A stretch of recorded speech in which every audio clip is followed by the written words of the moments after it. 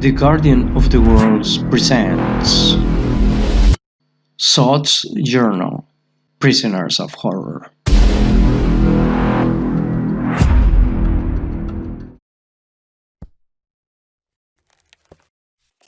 Embark, 24th of Maximinus of the year 41 after the Universal War.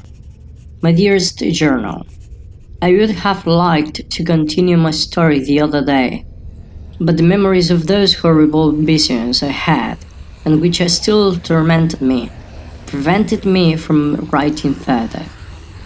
Hence, I shall not describe the horrors I witnessed within that vision, avoiding myself the agony of reliving them once more.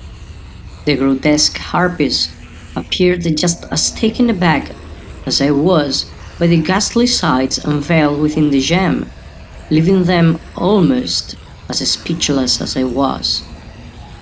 Those monstrous creatures returned to my gaze, as impassive as I was.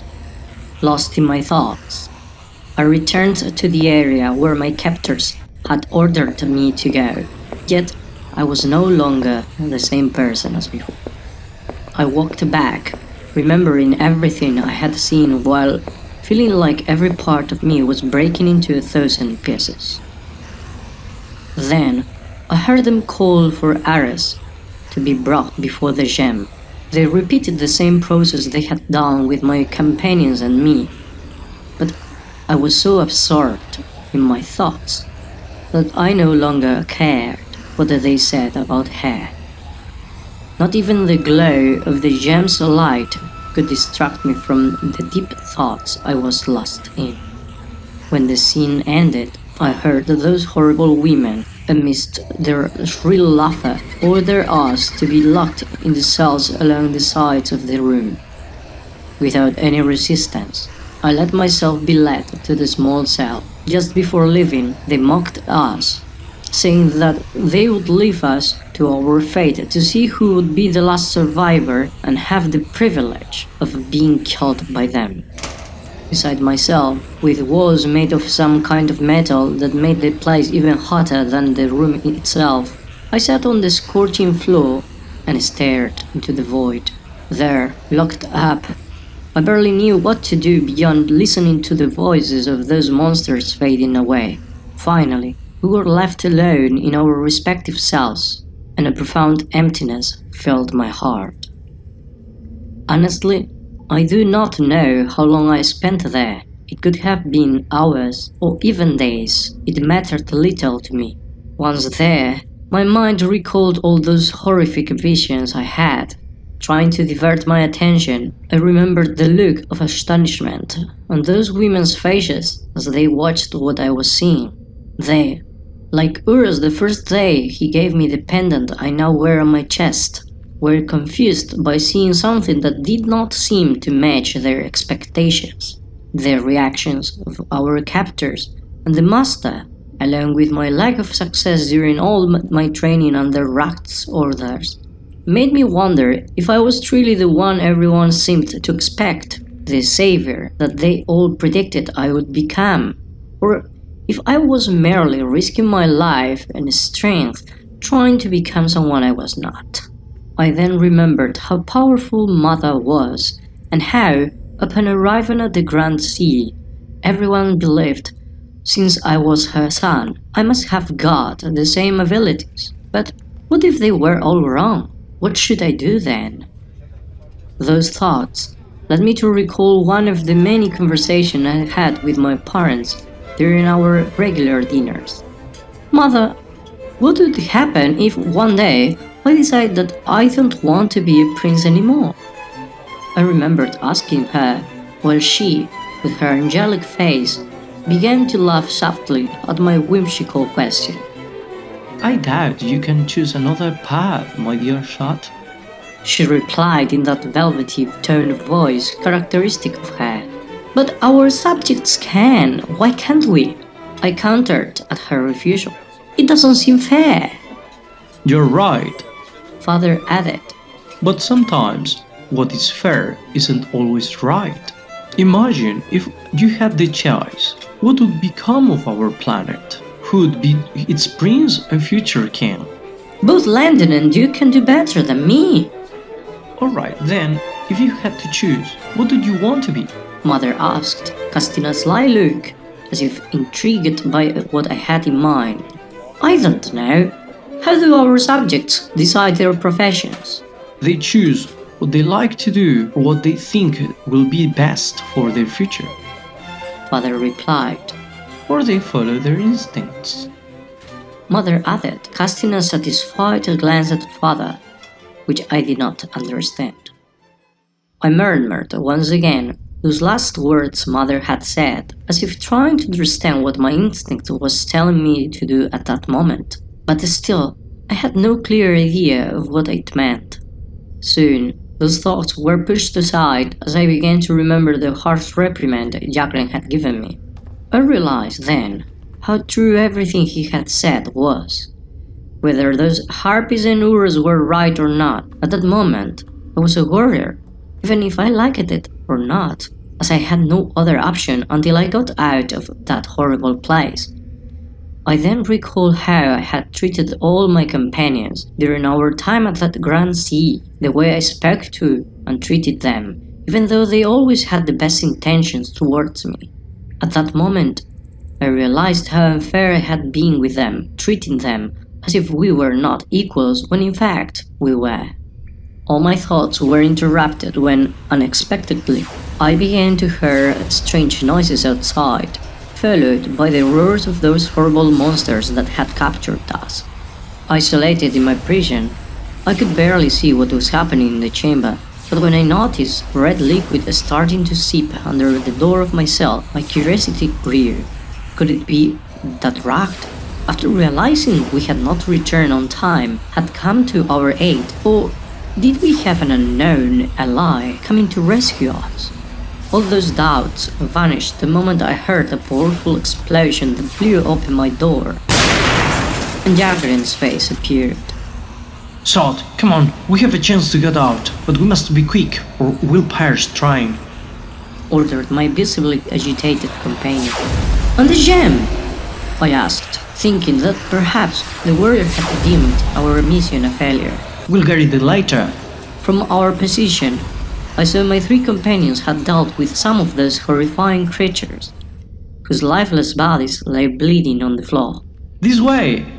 Shouted Ish, urging us towards one of the many passages leading from the large room, which I assume led to different areas of the cavern. Remember, it doesn't matter what you have seen in the gem, it could have just been an illusion. Yakren said, positioning himself in front of us, seemingly to ensure our path was safe. Honestly, among all those corridors and routes my companions could have taken, I still do not know how they managed to choose the one that led us back to the surface. I would like to think that it was because some of the guards whom I found dead on our quick journey through that area gave them the idea that this was the right way. But they could have been completely wrong and gotten us lost in that labyrinth that cavern seemed to be. We tried to traverse the dark gallery until the distant sound of those monsters halted our progress. The four of us looked at each other, unsure of what to do until Yakren suggested we return to the large room we had just left. I am not sure what he hoped to achieve with that retreat, but I believe events did not unfold as he expected. As soon as we returned to where we had been imprisoned, I saw a look of irritation on his face as we encountered several of those horrific creatures searching the room for us. I noticed how my companions tried not to draw attention to ourselves, but the roar of those other monsters from the gallery we had returned through caught their attention. Resigned, Ish and Arus launched an attack on those creatures in front of us, while Yakren asked me to follow him. Despite our adversaries being not only more numerous than us, but also better equipped with their swords, spears, and shields against our amulets and abilities, Yakren was skillful enough to defeat those creatures with his bare hands and powers without allowing any of them to harm us.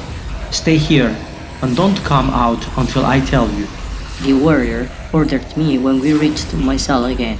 From there, I could hear the blows and cries of pain from both sides, but could not see what was happening until one of those creatures' spears hit my cell,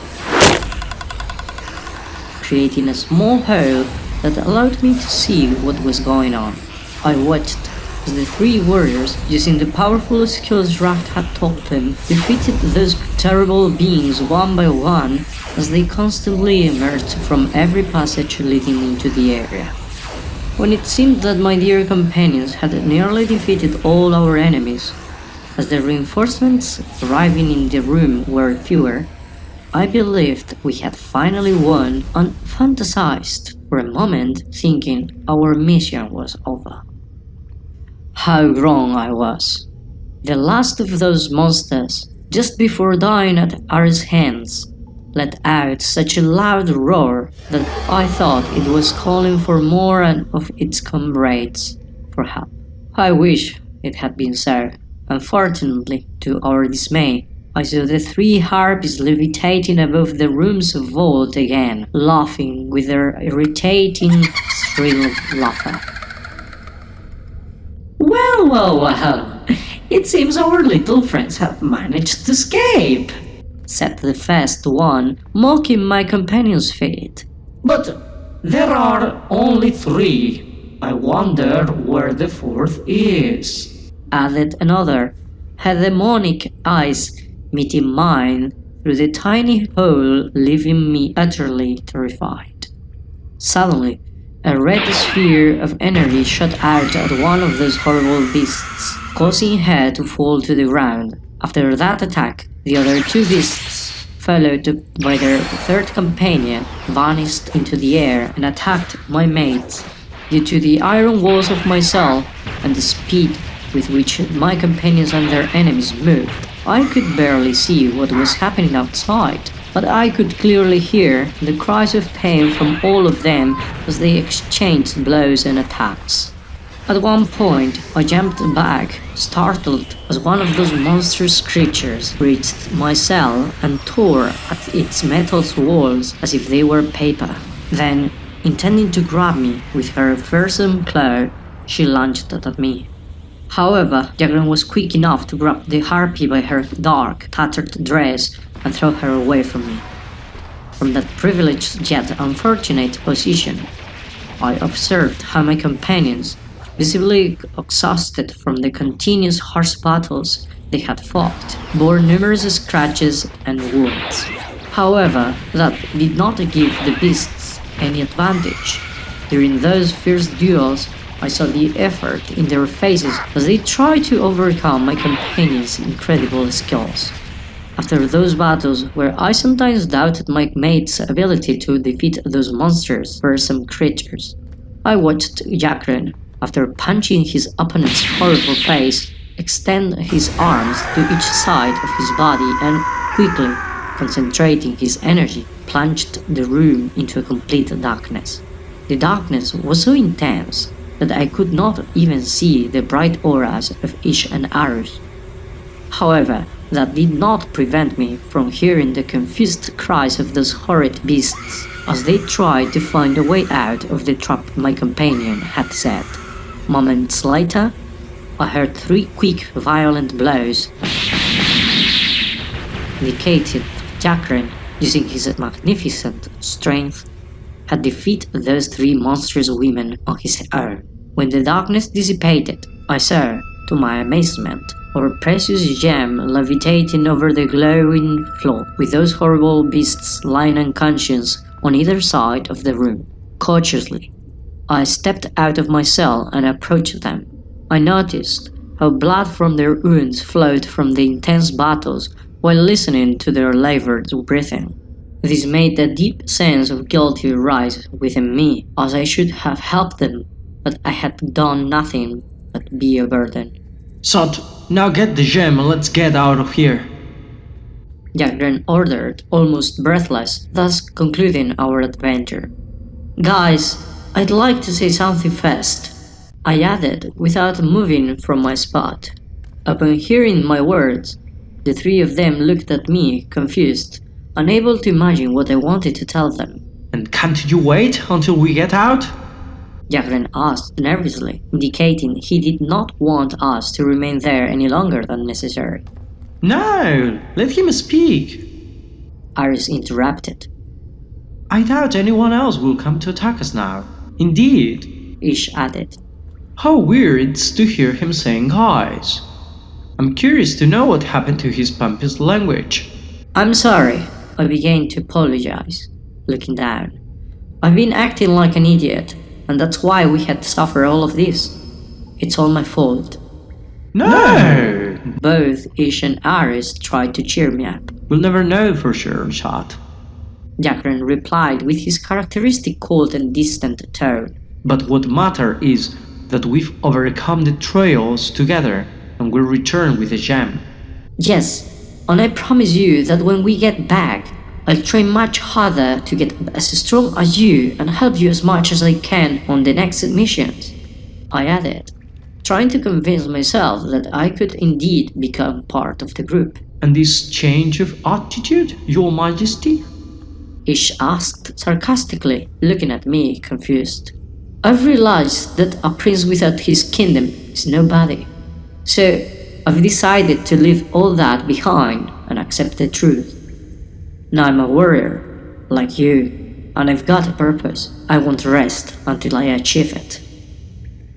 After those words, I saw the two young guardians looking at me, bewildered, not entirely understanding what my words meant.